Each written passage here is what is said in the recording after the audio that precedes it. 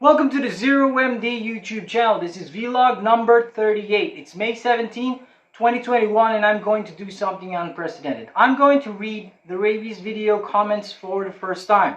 For those of you who are new to this channel, welcome again. I have posted in vlog number 11 a reincarnation of the old Department of Health rabies educational video.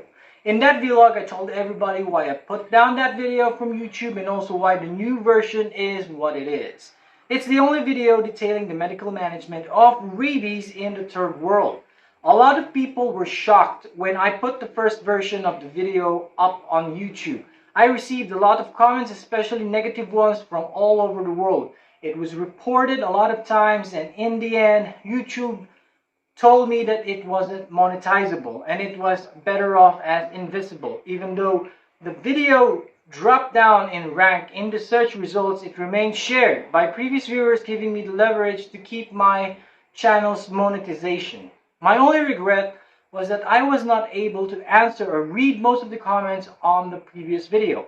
The number of comments grew so big and so fast. In the end, it already looked like a Reddit forum on fire. I think it was about 635 plus comments when I deleted the original video from YouTube. But today I'm not going to make that same mistake. The revitalized video, which is vlog number 11, is now racking up views and comments. Today I'm going to answer the first of these comments. But before I do, check out my sponsor at bit.ly/0mdpowerdirector. If you're looking for a full-featured video editor that lets you edit on the go, Cyberlink Power Director Mobile is for you. It's available on Android and iOS. It's free to download and try for 30 days. Just check the link below. Okay, time for the first comment, and this one is from Benji Boro. The closest we get to see a zombie infected. Feel bad for them. Yep, the original video blew up in views when viewers commented that this was the real-life zombie infection. Especially when they saw the kid try to escape, and that kid had incredible strength and he was acting like he was possessed. By the way, to those of you who want to catch up on what this video is about, check out the links on the description box or on the cards above this video. Shamsul Arifin said, "A stray cat bit me. I'm taking rabies vaccines. Searched about rabies on YouTube after I got bitten. Now I've fallen into a rabbit hole full of rabid animal videos. When I uploaded the original video, it was like the 5th such video to be placed there on YouTube. The video gained infamy and had negative reactions to viewers, which is why a lot of YouTubers tried to create a much toned down version to explain the rabies infection. There is only one other video showing rabies in human. It's in black and white. Most of the others show its effects on other mammals." Now, the third comment is from Shaza Banaz. "OMG, it's terrifying to watch. They are so thirsty. They want to drink, but they can't." This was one of the reasons why I didn't read the comments before. The management of rabies cases here in the Philippines hasn't really improved much. Most patients come to the ER, they are violent. They keep removing IV lines after admission. They usually get an IV only when they enter into a coma. So, yep, they are really prone to dehydration. Their esophageal muscles are paralyzed, so they can't swallow even their own saliva. Next comment is from Just a Swede. "I have seen many videos of rabid animals walking in circles, squirrels, raccoons, cats, etc. Why do they do this? Actually, they walk in a straight line first. The change in behavior starts when the virus reaches the cerebellum. This is the part of the brain that controls posture and gait. It's the lowest part of the brain, so it gets affected first. Most animals just walk straight into nowhere. If you try to stop a rabid animal, it will feel agitated and bite you. Now, as the virus continues upward in spread, it affects the corticospinal tract, which later causes paralysis. If one side is more involved than the other, it may be the reason why animals may go in circles because one side of the body is already weakened. If the dog or animal is circling, it's about to get paralyzed. It will fall and get up, but eventually it will stop trying because the virus is already way up in the brain. But basically, they first try to go straight. That's what I saw here in the Philippines during the 1990s. You know, You'll know it's a rabid dog when it's walking straight, drooling, and the eyes fixated on one point. If you approach, it will bite you. People will either avoid them or shoot them. This was way back in the 1990s. Next comment is from Day Blakeney. How tragic, so sad for all involved. It really is sad that most cases were actually preventable if they had a post-exposure prophylaxis. That is, after a bite, they get at least 3 of the scheduled doses of the rabies vaccine. The only problem is that the free WHO vaccine is available in only one hospital here in the Philippines, San Lazaro, where this video was taken. The RITM, or Research Institute for Tropical Medicine, has funded the rest of the free vaccines being given throughout the archipelago. A single vaccine costs somewhere between 30 to 50 US dollars, or 1,500 to 2,500 Philippine pesos. A vial of vaccine should be given only 1 per patient. However, here in the Philippines, 5 people share 1 vial. The supply is not even enough. Every 3 months, Olongapo City gets only 100 vials of anti-rabies vaccine for free. And this comes from the RITM. That's only going to be good for 5,000 patients with a dog bite. In one day in Olongapo, before the COVID pandemic, 500 patients line up to get shots every day. The free RITM vaccine is only good for 10 days once delivered. The rest will have to buy their own vaccines. It's often the reason why patients with contracted rabies don't go to health centers to get vaccinated. The cost of 1 vaccine is already worth a week's salary, but you need at least 3. So yup, this is really tragic. Next comment is from Geraldine Tarvin. If rabies is always fatal, why allow these people to suffer? This is torture. And then this was seconded by Phased Plasma Rifle in the 40-watt range. Yeah, I don't get it. Unless they're trying to formulate a treatment with these poor people, just put them to rest. Euthanasia or assisted death is not legal in the Philippines. On the comment section of the old video, somebody suggested to me that at least sedate the patient prior to dying so he or she doesn't have to go through all of the phases of the rabies infection. It's done, yes, on private hospitals that accepts these patients. The problem is that poor people that get the rabies infection could not afford the vaccination. Most of those that can afford the vaccines don't actually get rabies. But sedation is costly. Even if the treatment guidelines were updated, relatives always chose to withhold treatment. There is no subsidy for the treatment. Last 2019, like I said in the actual vlog number 19, one of my fellow colleagues got the chance to visit that same rabies ward, and he confirmed that what you see in the video is still happening in that hospital. It's the reason why I placed the original video in the first place. I wanted to make a lot of people aware, and I wanted to seek some kind of help. I was powerless back then. I was just straight out of med school, and I didn't know how the public health system works.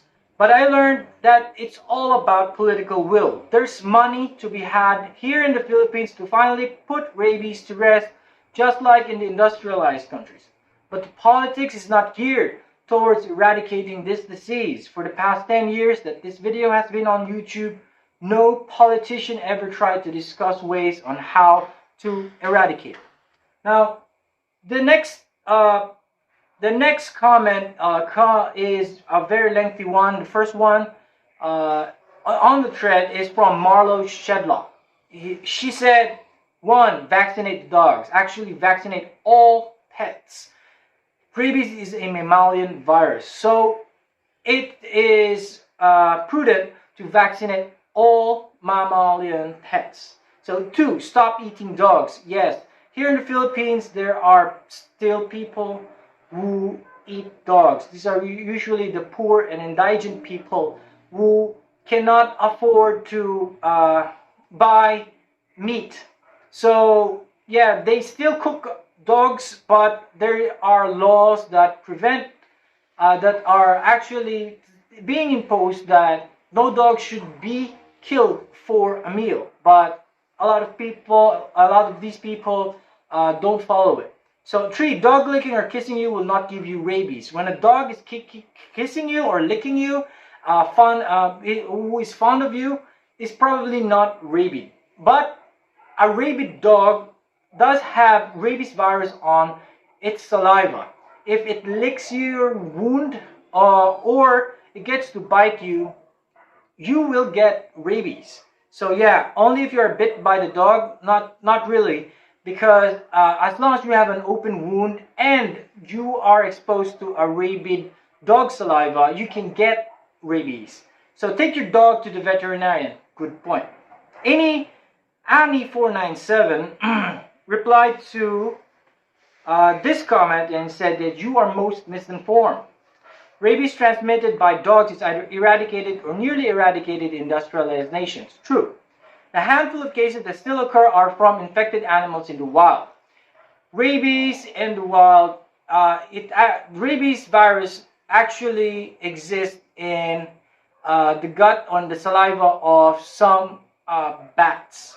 So bats don't get the disease, but they can transfer it through the mammalian reservoir. So he can transfer the infection zoonotically. Eventually, the humans are just transmissible hosts. So because we share the same mammalian genetics. So in third world countries where most cases occur, the disease is rampant. Before COVID, here in the Philippines, the disease is no longer rampant. Before, in the 1990s or 1980s, the disease was rampant, but maybe this is true in other third world countries.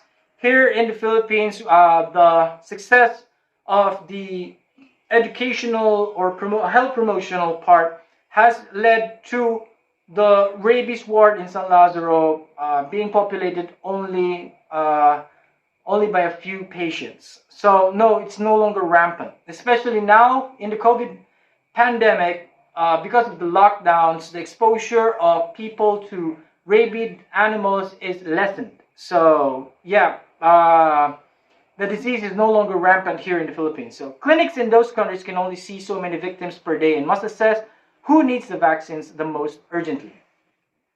So that could be true, yes.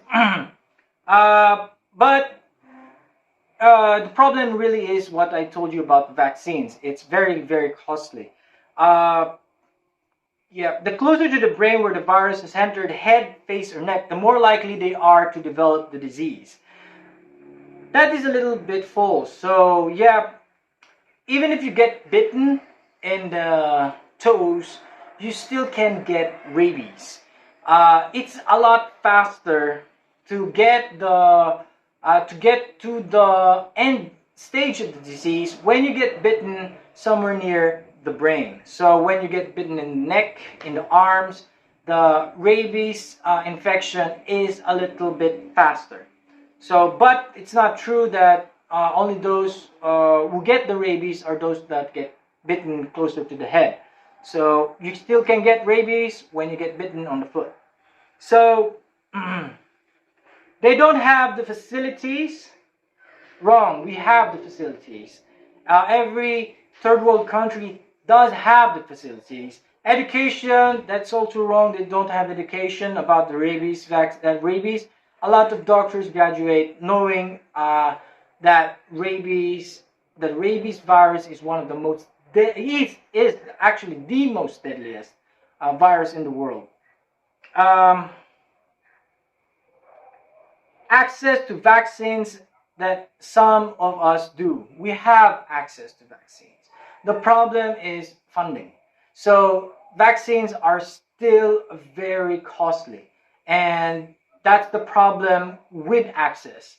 So true or some true, yeah. Most bites are from the many stray dogs that live in these places. Well, that's not actually true. Some are from pets. So some of the pets may wander around, get bitten by a stray dog, and then the pet gets to have rabies symptoms and bite their owners. That's more of what I find when I'm doing the history taking. So people are too poor in general to feed and care for a pet, so dog lives on the streets. Yes, That is true. People don't get rabies by eating dogs. No, you get rabies by eating dogs. Here in the Philippines, here in Olongapo City, the last few cases was a case wherein 6 to 8 people ate the brain of a dog. I think I discussed that on vlog number 11.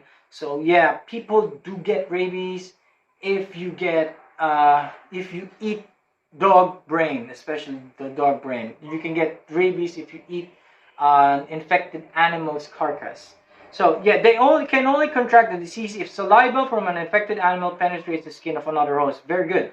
That includes bites, scratches, or open wounds. So yeah, he was trying to counter the first comment. Technically, a person can become infected if saliva enters any open skin. Lastly, dogs are not the only mammal that spreads rabies. Yes, rabies is bats are the natural reservoirs of the rabies virus.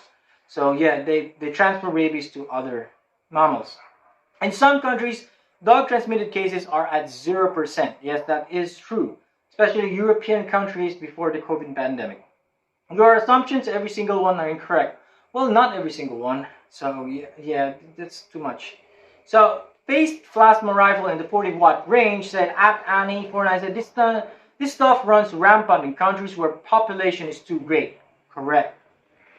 Because actually the population of dogs or the population of stray animals, if the population of these animals are great, the rabies infection is much greater in those countries. It's not only for the factor that, but a major one, and that upsets me. No one brings it up like it's inhumane or something. Okay, so it's a nature of fighting. It's nature's way of fighting back. Life needs balance. I know it could sound cold-hearted, but it's for the best. I like how you're thinking.